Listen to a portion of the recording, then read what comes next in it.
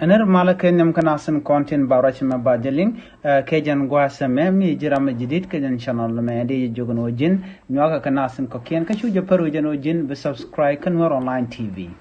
aler balinga jan gwasame aler mi chitok chalar nene chikwar Uganda ni Yoweri Museveni chagada kwany ala kwerde ni mendit ni jenre wich ka Uganda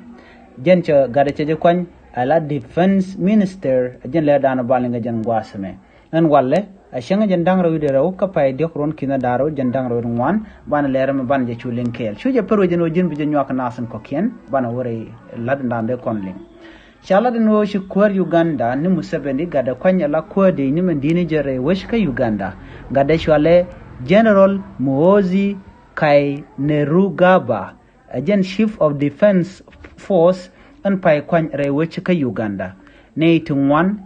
shikara jano en mesha lat Museveni me ano bagada baje kwanya la kwor ndini jere wesh ka Uganda ala kwade ni mendit ke defense minister jen goro jen wo baje Uganda bakanak ko ne dialan kontin gor kono de kwade kana kan ka Museveni ko Museveni sharama duan ka shi gwada che lenki che kware che tok shit kamenti Bobi Wine goro de ra kwor ndini jen rewi ka Uganda chala no benede to baga yan ke baga nak ke baga moch karik to bika jek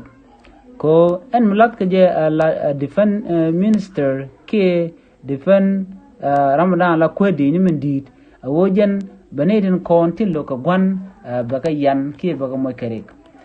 chawra je ma chaje la di nono na me chala no ajen rega dan ci lat ke jen gwasame ko cha ci Museveni cha gade cha kwany ala kwadi ni mendini jen na mo kana man tok Yoweri Museveni don gorno jen bugada bala kwar Uganda ka cha je gorno bugada belruch kon Museveni cha kwar cha je lok 19 kontila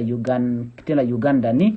jero ja dandi yel nga jen gwasame go ci kwar Uganda cha gade cha kwany ala defense minister ke kwadi ni mendini jen kangai kono no ram cha kwan la kwadi ni wo jen mite go mutuok be jela let ke jen bodara ne kwadi ni jen mite michiro da kang ne me cha jela di nono ajela dandi li nga jen gwasame nyoga jaka nasen ko ken ko bien letin kono ba non ko yeka no online tv bien ga chwalen gwa bi ata kamal